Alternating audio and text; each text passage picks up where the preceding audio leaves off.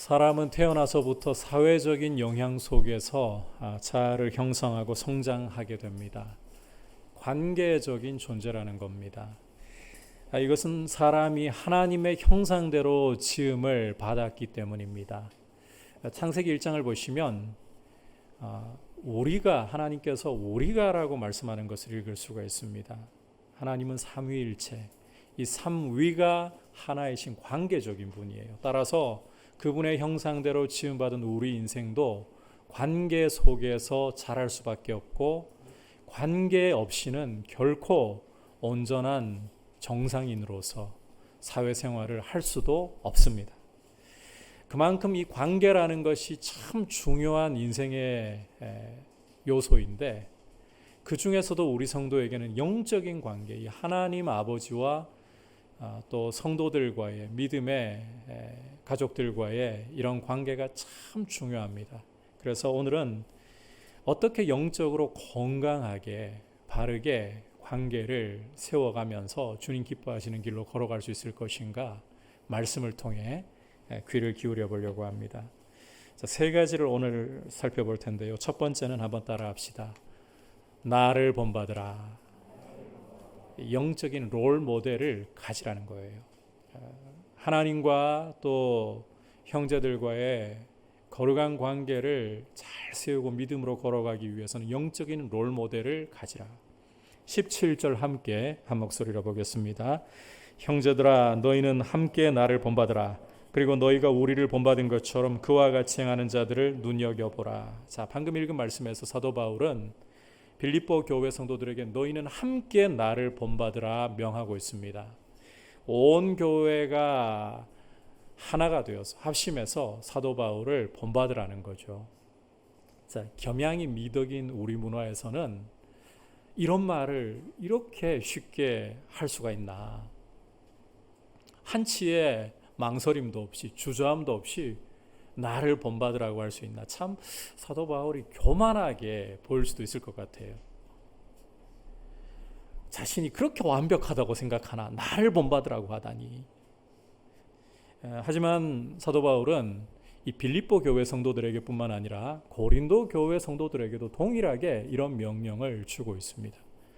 고린도전서 11장 1절을 보시면 나를 본받으라. 정말 한치 망설임도 없이 그렇게 명령을 주고 있어요. 어떻게 보면 참 교만해 보일 수 있는 이런 말이지만 사실 제대로 이해를 하고 보면 이것은 바울 자신이 완벽하기 때문에, 남들이 범접할 수 없을 만큼 뛰어나기 때문에 이런 명령을 주고 있는 것이 아닙니다.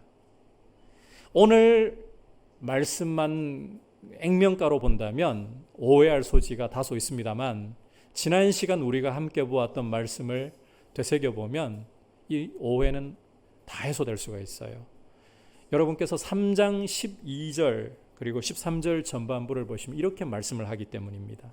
내가 이미 얻었다 함도 아니요 온전히 이루었다 함도 아니라 오직 내가 그리스도 예수께 잡힌 바 된 그것을 잡으려고 달려가노라.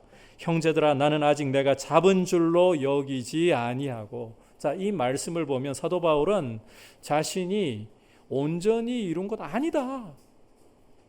그리스도 예수께 잡혀 있는 그것, 십자가의 고난과 죽으심을 통해 부활의 능력을 맛보신 그것을 내가 잡으려고 끊임없이 그리스도를 바라보며 달려갈 뿐이다. 바울은 자기를 자랑하려고 하는 것이 아니라 자기가 얼마만큼 이루었느냐, 자신의 업적을 자랑하면서 나를 본받으라고 하는 것이 아니라 태도를 강조하고 있는 거예요. 자신처럼 뒤에 있는 일은 잊어버리고 이미 얻었다 함도 아니고 이루었다 함도 아니고 오직 그리스도께 잡혀있는 그 부활의 능력을 경험하기 원하면서 계속해서 그리스도를 향해 달려가는 이 태도를 본받으라. 그래서 바울은 17절 후반부에서 보는 것처럼 자신만 보라고 하는 것이 아니라 너희가 나를 본받는 것처럼 그렇게 행하는 사람들, 좋은 태도를 본받으려고 하는 사람들을 눈여겨보라, 이렇게 말할 수 있는 거예요. 얼마만큼 이루었느냐가 아니라 뒤에 있는 것 잊어버리고 끊임없이 그리스도를 바라보며 그분의 부활의 능력을 알기를 원하면서 달려가 나가는 태도, 이 태도를 중시하고 이런 태도를 가진 사람들을 눈여겨보고 이런 태도를 본받으라. 지난 시간에도 짧게나마 강조했습니다만, 신앙생활은 여러분 얼마만큼 능력이 있느냐, 은사가 있느냐보다 어떤 태도를 가지고 있느냐, 이게 정말 중요해요. 태도가 중요해요. 좋은 태도를 가지려고 하시기를 바랍니다. 내가 남들보다 참 은사나 능력 면에서 볼 때 늘 부족함이 보이기 때문에 열등감을 가지려고 하지도 말고, 가만두면 열등감은 그냥 알아서 우리 이 마음에서 새록새록 싹이 돋아나고 자라나거든요. 내가 가지고 있는 능력과 은사가 어떠한가, 얼마만큼 큰가, 여기에 초점을 맞추려고 하지 말고, 또 남들보다 좀 가지고 있다고 해서요, 그걸 가지고 남을 내려다보려고 그렇게 우월감을 가지지도 말고 좋은 태도를 가지려고 하십시오. 좋은 태도. 신앙생활은 태도예요. 주님은 우리 태도를 보고 계십니다. 여러분께서 마태복음 25장을 읽어보시면 달란트 비유를 읽으실 수가 있습니다. 어떤 사람이 이 먼 타국으로 가면서 이 종들을 불러다가 달란트를 맡기죠. 한 사람에게는 5달란트를 맡기고, 한 사람에게는 2달란트를 맡기고, 또 한 사람에게는 1달란트를 맡깁니다. 자, 이렇게 각각 이 종들이 달란트를 받는데, 두 사람을 보면, 앞선 두 사람을 보면 5달란트 받은 사람과 2달란트 받은 사람을 보면, 이 두 사람은 달란트를 받은 즉시로 가가지고 부지런히 장사를 하면서 각각 5달란트와 2달란트를 남겨요. 반면에 1달란트를 받은 사람은 장사할 생각은 없이 그냥 이 1달란트를 땅에다가 묻어가지고 감추어 버리고 맙니다. 나중에 이제 이 주인이 돌아와가지고 종들에게 정산을 하죠.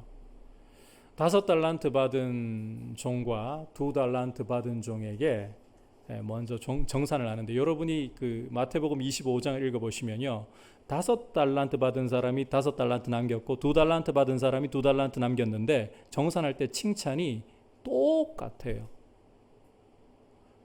여러분이 성경을 자세히 주의해서 읽어보면 똑같은 칭찬이에요. 착하고 충성된 종아, 내가 적은 것에 충성하였으니 주인의 즐거움에 참여할지어다. 똑같아요. 평가가 5달란트 받았다고, 그래서 5달란트 남겼다고, 많이 남겼으니까 너 많은 칭찬 받아라. 2달란트, 그래도 선방했네. 선방한 만큼만 칭찬, 아니에요. 똑같이 적은 일에 충성하였으니 잘했다. 주인의 즐거움에 참여할지어다. 큰 이 즐거움에 참여할지어다. 똑같아요, 축복이. 그러니까 이 주인의 관심은 얼마만큼 남겼느냐 보다 어떻게 이 달란트에 충성했느냐 태도를 본다는 거예요. 1달란트도 마찬가지입니다. 이 사람은 이유는 고사하고 손해를 볼까 봐 아예 땅에다가 달란트를 감춰 버렸잖아요.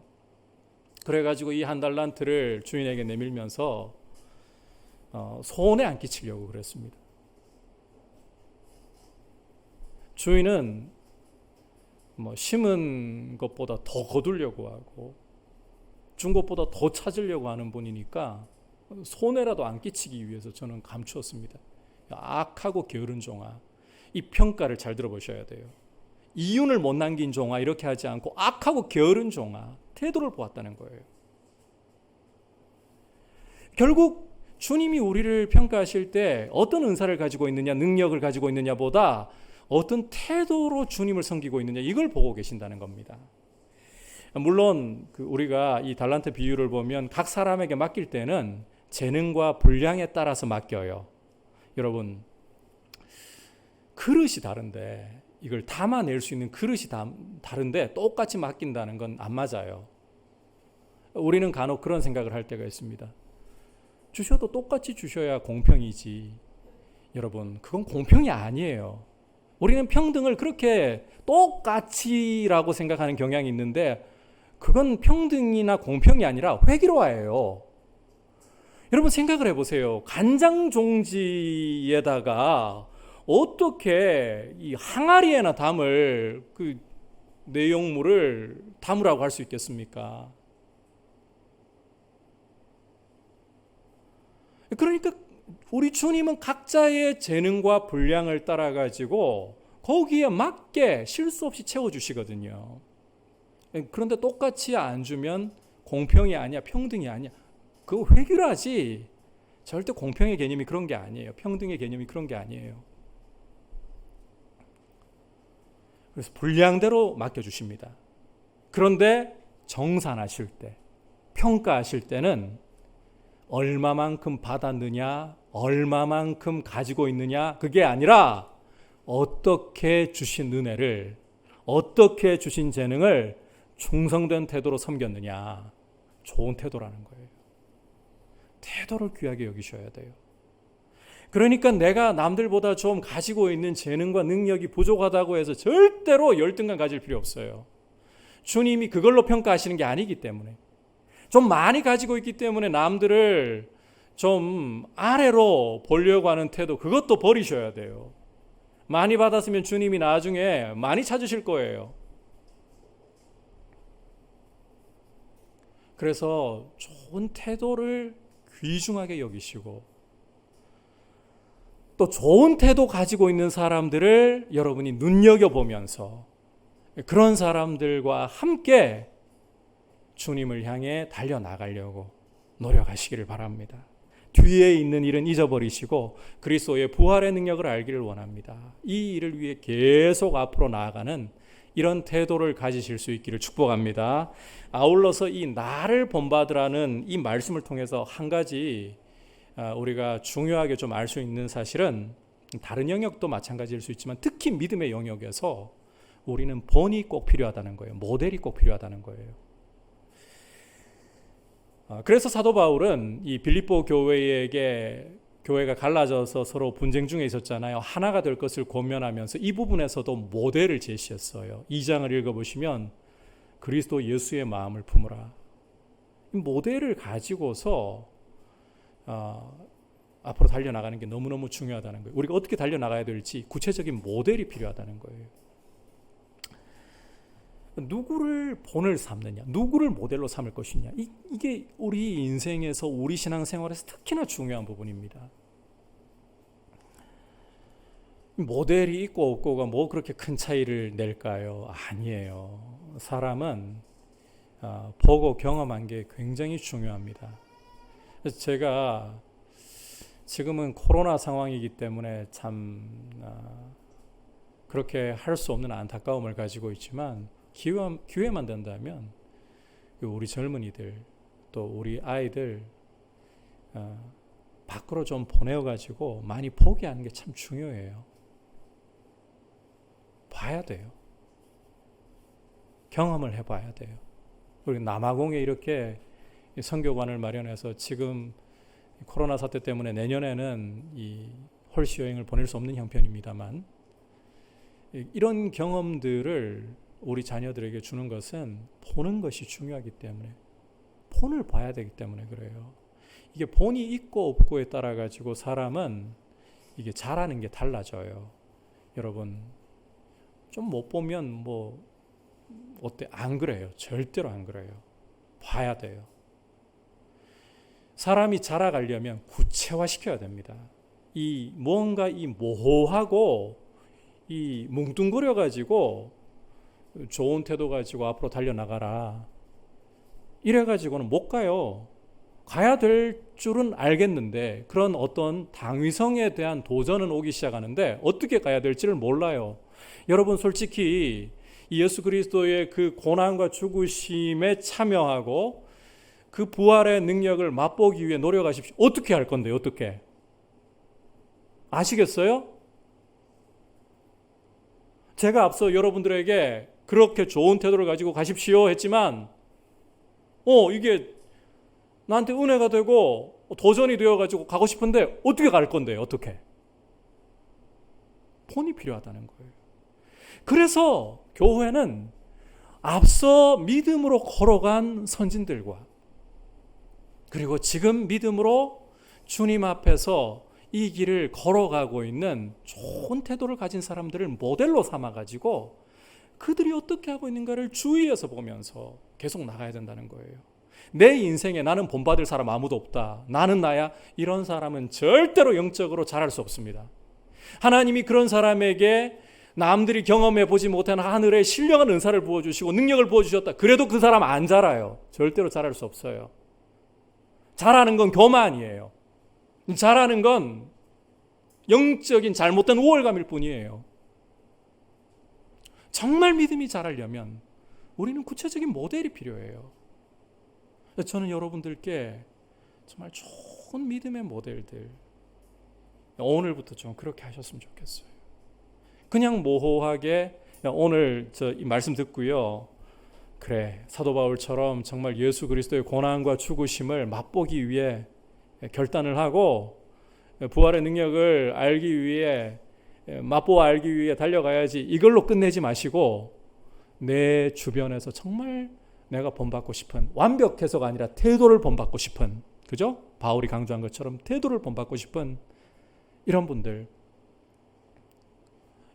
자꾸 찾으려고 하세요.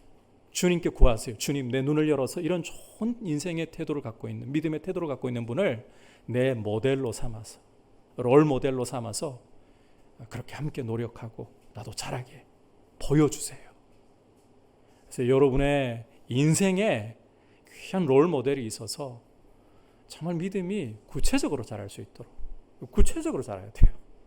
그냥 자라면 어떻게 자랄 건데요? 구체적으로. 그렇게 주님 앞에 사도 바울이 나를 봐라 보여줬잖아요. 빌립보에서 보여주었어요. 그리고 나를 본받는 그런 사람들의 좋은 태도 눈여겨봐라. 그래야 너희도 그렇게 따라갈 수가 있다. 그렇게 신앙생활 할 수 있다.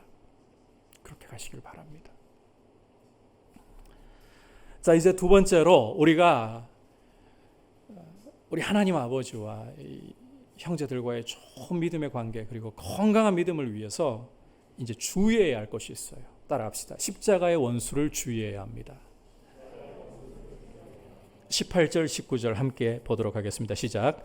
내가 여러 번 너희에게 말하였거니와 이제도 눈물을 흘리며 말하노니 여러 사람들이 그리스도의 십자가의 원수로 행하느니라.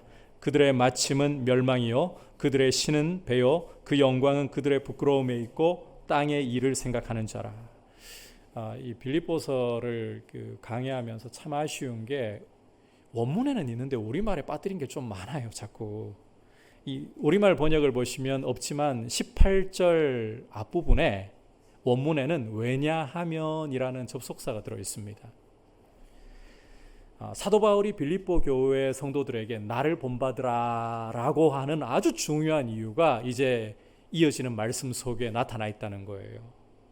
자, 왜 그렇게 사도 바울을 본받아야 되나? 좋은 태도를 가지고 있는 사람들을 눈여겨보면서 좋은 태도를 자꾸 가지려고 노력을 해야 되는가?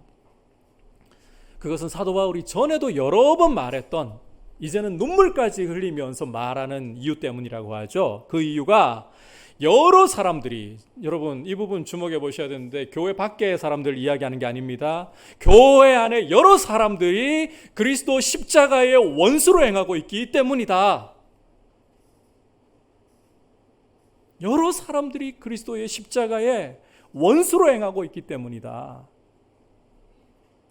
그러므로 그런 사람들을 경계하고 믿음의 좋은 태도를 가지고 있는 사람들을 본받으라, 이렇게 가는 거예요.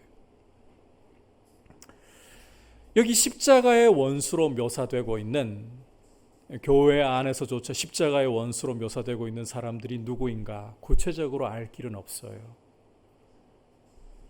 하지만 이 표현 자체에서 알 수 있는 것은 교회 안에 있으면서도 십자가의 은혜를 짓밟아 버리는 사람들이구나, 이 사실을 일단 알 수가 있겠죠. 그리고 특히 19절에서 보듯이 이들은 유욕에 빠져 있는 사람들이다. 이 쾌락주의에 빠져 있는 사람들이다. 이걸 알 수 있어요. 왜냐하면 이렇게 표현하잖아요. 그들의 신이, 그들의 하나님이 그들의 배다. 자신의 배가 부르면 만사 오케이. 그들의 이 배가 그들의 하나님이 되어 있다는 거예요. 그들이 이익만 되면 만사 오케이. 이 그들의 삶의 철학이라는 거죠. 땅의 일을 생각하는 자라. 하늘에 소망을 두지 않고 썩어질 땅의 일만 생각하는 자들이라. 이게 여러분 교회 안에 있는 사람들이 이야기하고 있는 거예요.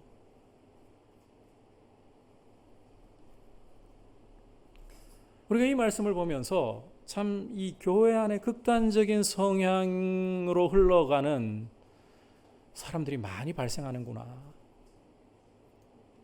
사도 바울이 이 오늘 말씀 이전에는 유대인들을 경계했습니다. 율법을 지켜서 의를 얻으려고 하는, 육체를 자랑하려고 하는 자신의 그 노력과 어떤 자신 스스로의 경건을 자랑하려고 하는 이들을 경계했습니다. 이젠 시선을 돌려가지고 쾌락을 추구하는 이들.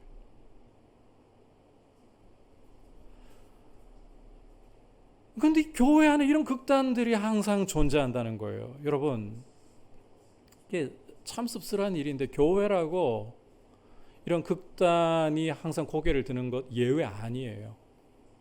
왜냐하면 교회는 사람이고, 여러분 교회가 건물 아니잖아요.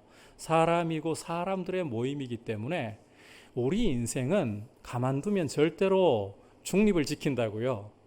제가 단언하건대 중립을 지키는 것은 극도로 어려울 뿐 아니라 솔직히 말하면 스스로는 불가능합니다. 우리는 어느 쪽으로든 항상 쏠림이 발생해요. 나는 안 그런데요. 나는 중립.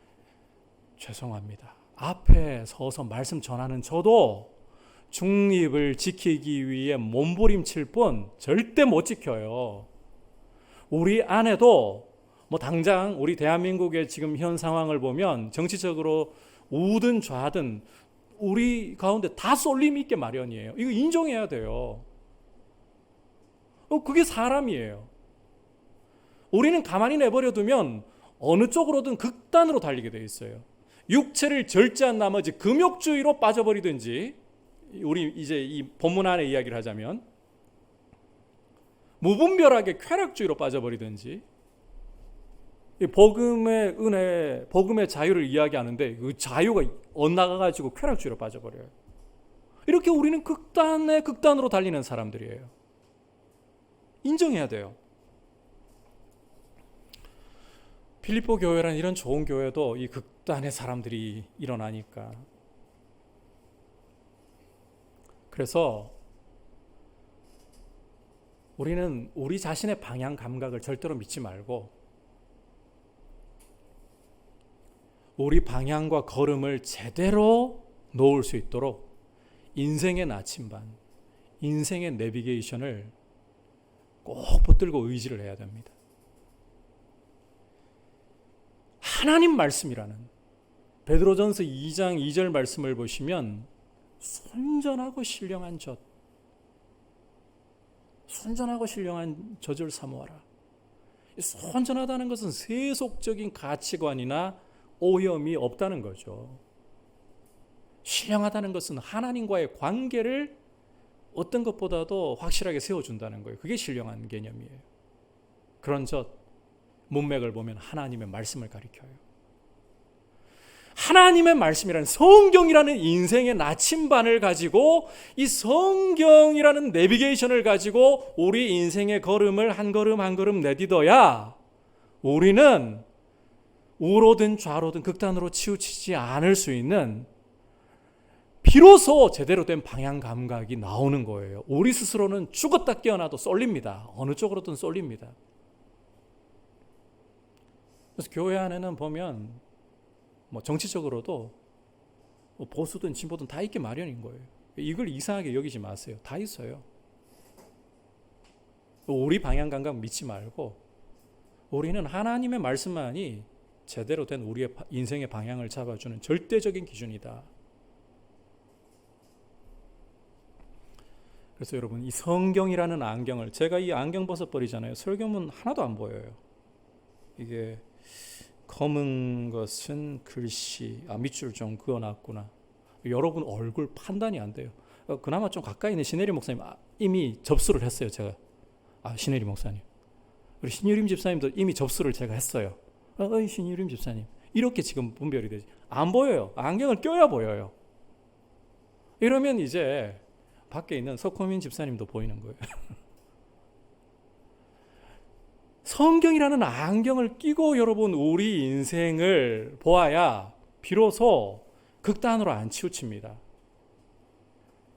이렇게 성경이라는 안경을 끼고 보더라도 우리는 늘 죄가 우리를 넘어뜨리려고 공격해오기 때문에 쏠림이 발생할 수 있는 판에 성경 없이 우리 인생의 길을 찾으려고요, 헛된 노력이에요. 그래서 성령께서 여러분들의 마음에 빛을 주시도록, 말씀을 밝혀주시도록 구하면서 항상 말씀에 귀를 기울이려고 하셔야 돼요. 우리는 전례 없는 상황들을 지금 맞고 있습니다. 우리 한국교회는 일제강점기에도 6.25 때에도 겪지 못했던 새로운 변화의 시간을 겪고 있습니다. 이 코로나 사태 이후에 우리 한국교회는 이전같이 갈 수 없을 거예요. 이건 지금 누구나 다 조금만 내다보고 있는 분들이라면 다 인정하는 부분일 수밖에 없어요. 우리 다음 세대를 세우기 위한 방법에서도 지금 기존의 틀을 가지고 가다가는 다 놓쳐버립니다. 그래서 이런 지금 어떻게 보면 영적으로는 가장 격동하는 시기에 복음의 중심을 잘 잡고 정말 어떻게 해야 믿음으로 우리 다음 세대를 세울 수 있을까, 우리 한국교회를 세울 수 있을까, 이 부분을 제대로 잡고 가기 위해서는 세상 지혜로 절대 안 돼요. 하나님의 말씀 속에서 지혜를 구하면서 어떻게 하면 이 말씀을 제대로 전달해 나가는, 계속해서 믿음의 이런 전달을 이어갈 수 있는 이 부분을 계속 고민을 해야 되는 거예요. 특히 이 두 가지, 제가 광고 때 말씀드렸습니다만 두 가지 역량이 강화되어야 돼요. 그래서 지금 상황에서는 우리가 성도의 교제도 원활하지 않습니다. 하고 싶어도 원활하지가 않아요. 그래서 이런 때 특히 집중해야 되는 게 여러분이 스스로 어떻게 하나님 말씀을 묵상할 것인가, 이 부분을 계속 고민하셔야 돼요. 이 역량 강화되어야 돼요. 너무 어겨주는 밥으로 만족하면 안 돼요. 그리고 가정 예배가 강화되어야 돼요. 우리 자녀들 목사 집 아이들이라고 믿음 좋을 거라고 생각하지 마세요. 저희도 저희 아이들 늘 영적으로 걱정됩니다. 부모 마음 같지 않더라고요. 알아서 할 거라고 내버려두면 알아서 말씀 보고 기도 안 해요. 죄성을 가진 인간은 부모가 집안이 5대, 아직까지 그까지는 나오지 않은 게 6대 간혹 나오는 경우들도 있겠죠. 그래도 소용없어요. 부모님들이 아이들 믿음을 위해서 가정 예배를 여러분이 수고하셔야 돼요. 아이들에게 말씀을 들을 수 있도록 자꾸 들려주셔야 돼요. 말씀을 가까이 할 수 있도록 기회를 자꾸 만들어 주셔야 돼요. 이번 여름 수련회와 성경학교의 이 성패 여부도 바로 거기에 달려 있습니다. 우리 부모님이 우리 자녀들에게 이 교회 교육을 전달하는 통로로서 같이 협조해 주지 않으시면 우리 아이들 방학 지나고 나면 그 이후에 이 방학이 참 절호의 기회예요. 믿음을 다시 잡아줄 수 있는 절호의 기회예요. 우리 부모님 그런 사명감 가지고 좀 하셔야 돼요. 그렇게 하려면 우리가 먼저 하나님의 말씀 앞에 서 있으려고 해야 됩니다. 말씀의 안경을 끼고, 여러분 세상의 가치관에 빠져들지 않으려면 말씀의 안경을 끼고 계속해서 말씀에 귀를 기울여야 돼요. 제가 여러분들께 좀 강조드리고 싶은데, 여러분이 말씀 앞에 서실 때에는 그 설교를 통해 가지고 이 말씀을 제대로 알게 되는 경우들이 있잖아요. 말씀의 이 문맥과 의미가 무엇이다. 이런 것 말고는 설교자의 이 설교 내용이 여러분 본문을 묵상하는 걸 지배하지 못하도록 좀 내려놓으셔야 돼요. 낯설게 본문 앞에 다가가십시오. 처음 보는 본문인 것처럼. 그리고 제가 큐티 훈련을 전에 우리 리더분들 같이 하면서 강조했던 부분이 절대 여러분 해석 곁들이시지 마시라 했죠. 제가 이야기하고자 하는 게 이거예요. 목사님들의 설교에 너무 영향받지 말라고 말씀드리는 게 본문의 그 문장의 정확한 의미, 문맥의 정확한 의미는 좋은 해석은 그대로 받아들이셔야 돼요. 근데 이 부분을 해석하는 것은 여러분께서 신중하실 필요가 있는 게 여러분이 그 설교 들었던 거에 자꾸 영향을 받게 되면요. 본문을 이미 읽기도 전에 해석하고 들어가려고 해요. 그러면 선입견이 생겨요. 성령께서 나한테 주시려고 하는 부분을 많이 놓쳐버리게 돼요. 그래서 강조하고 싶은 것은 여러분들께서 낯설게 본문을 낯설게 대하고 해석 가지고 처음부터 읽으려고 하지 말고 있는 그대로 좀 읽으시려고. 그리고 개정 개혁만 보지 마세요. 이렇게 제가 강단에서 설교하면 우리 보수 교단에 있는 분들 참 싫어하실지 모르겠는데 새 번역과 공동 번역도 좀 참고를 하세요. 조금 거기에서 더 나아가서 나는 그 영어를 볼 수 있다. NIV나 RSV나 이런 번역 성경들을 같이 좀 참고를 하시고 나는 원문까지도 참고할 수 있다. 원문을 좀 참고하시면 좋아요. 너무 같나요? 그럴 바에 신학을 하죠. 그러실지 모르겠어요. 신학교에서 성경 안 가르쳐요. 죄송한데. 우리 목회자들 신학교에서 배운 게 아니에요. 각자 다 살아남은 거예요. 우리 한국교회 형편이. 그래서 참 이게 어려워요. 낯설게 있는 그대로 자꾸 보려고 하셔야 돼요. 그러면서 성령께서 이 말씀을 통해 정말 나를 가르치시려고 하시는 그 음성 들으려고. 문맥이 참 중요한 거는 이러면 또 치우쳐요. 단어 하나에 꽂혀가지고 문맥 상관없이 문맥 뭐 필요 없이 그냥 단어 하나에 꽂혀가지고 거기에 목숨 걸어보려고 할 수 있는데 문맥을 그래서 이 목회자의 좋은 해석이 있죠. 이 문장의 의미와 문맥 이런 부분들을 잘 살린 이런 부분은 기억을 하시되 그죠? 그냥 따라가지 마시고 이 문맥의 흐름을 가지고서 여러분이 낯설게 성령께서 나한테 뭐라고 말씀하시는가 하셔야 돼요. 이게 필요해요. 지금 여러분의 영혼이 정말 강건하게 서려면 지금은 이전 같은 패턴으로 한국교회가 못 가요. 너무 목회자 의존적이 되어서는 안 됩니다. 여러분이 말씀을 먹을 수 있어야 돼요. 교회가 그런 훈련을 시켜드려야 되고요.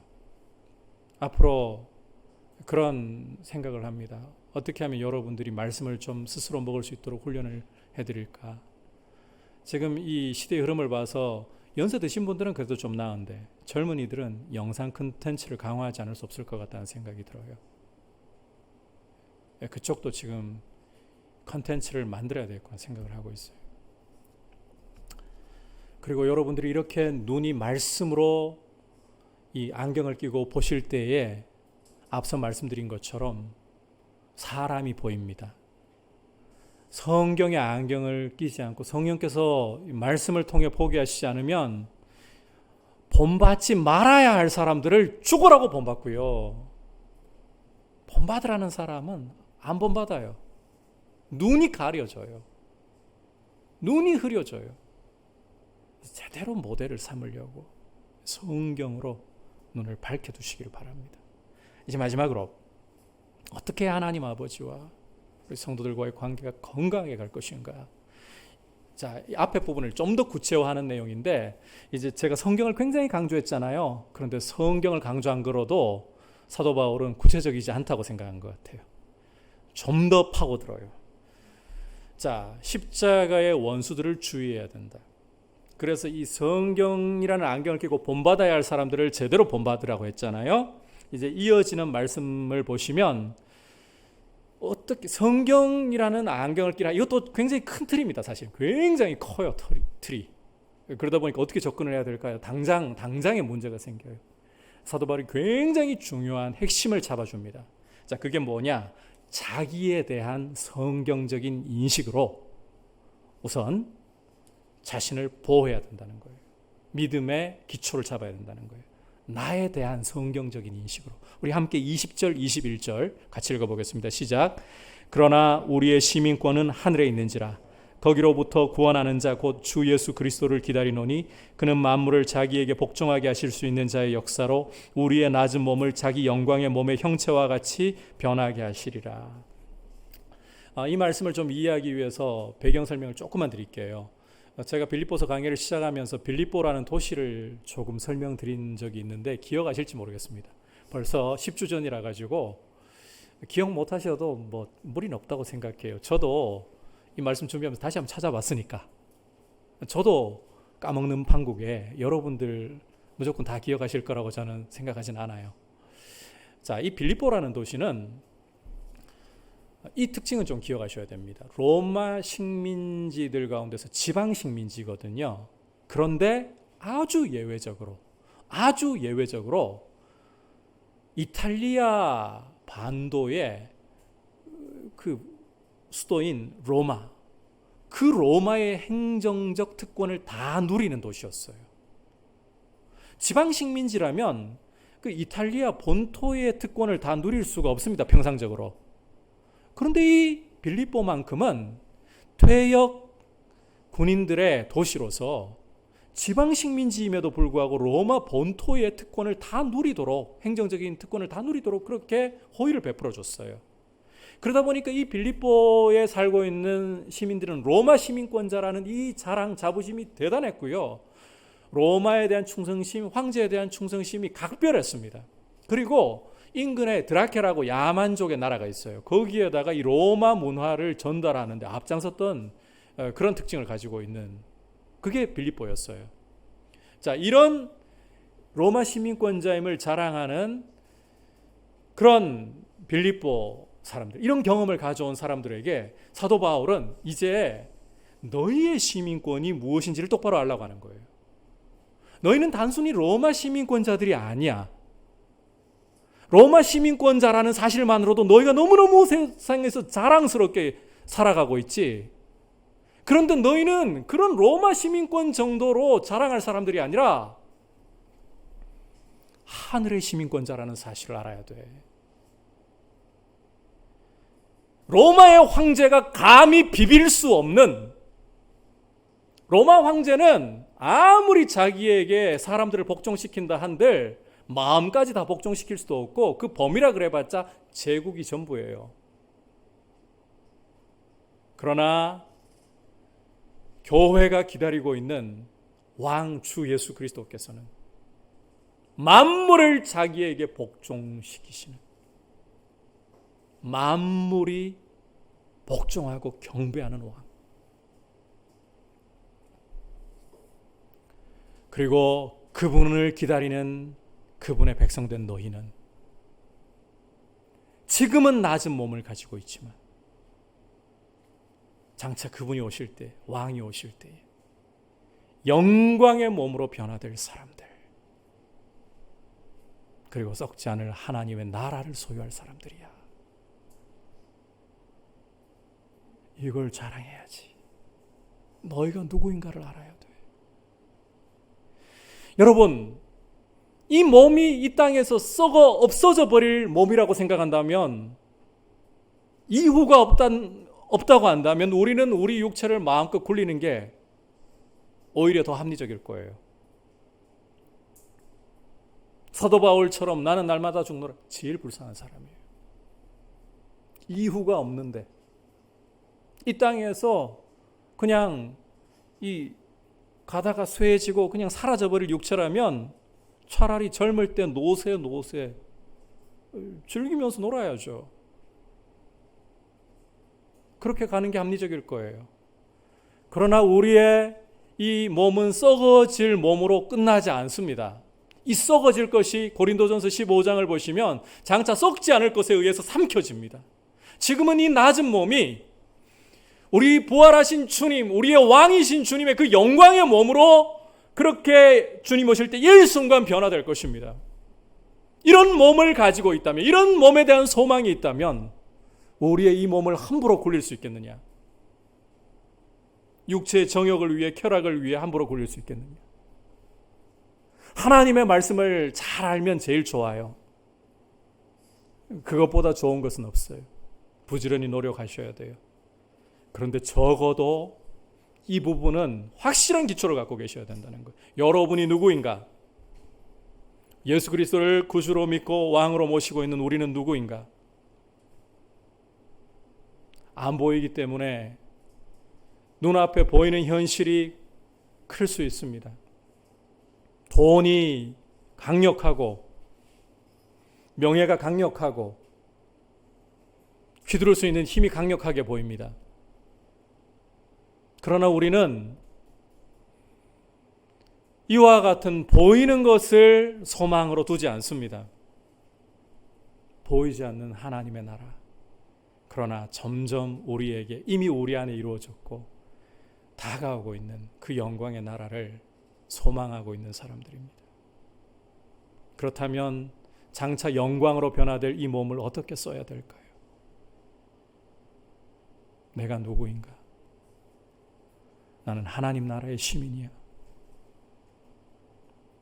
이런 분명한 시민권자로서, 하나님 나라의 시민권자로서 눈이 제대로 열려 있어서 여러분 육체의 자랑으로 흘러가지도 말고 쾌락으로도 흘러가지 말고 주님이 기뻐하실 사람들을 눈여겨보면서 함께 이 믿음의 길을 달려가는, 하늘 아버지를 기쁘시게 하고 서로를 함께 이렇게 격려하며 가는 이런 귀한 공동체의 모습, 이런 귀한 믿음의 모습을 우리가 주님 안에서 세워나갈 수 있기를 축복합니다. 우리가 영적으로 바른 관계를 맺고 어떻게 건강한 믿음 생활을 할 수 있을까? 첫 번째로는 뒤의 일을 잊어버리고 앞을 보면서 그리스도를 향해 달려가는 이들의 태도를 본받자. 그런 사람들을 눈여겨보자. 볼 수 있도록 여러분 도우심을 구하세요. 그리고 무엇보다 이 십자가의 원수, 자기의 배를 자기 신으로 삼고 있는 땅의 일을 생각하는 이들을 경계하셔야 돼요. 이런 이들은 쳐다보려고도 하지 마셔야 돼요. 눈이 밝아져야 된다는 거죠. 성경으로 눈이 밝아지십시오. 그리고 마지막으로 특히 성경으로 눈이 밝아질 때 특히 내가 누구인가? 하나님 나라의 시민이야. 나의 왕은 만물을 그 발 아래 복종케 하실 왕 예수 그리스도이시고 나는 그 영광의 왕, 그 나의 사랑, 나의 기쁨이신 왕을 모신 백성으로서 장차 나의 몸이, 이 낮은 몸이 영광의 몸이 될 거야. 이 소망으로 우리의 몸을 거룩하게 드릴 수 있기를 축복합니다. 이제 말씀을 생각하면서 함께 찬송가 216장 주님 앞에 고백드리겠습니다.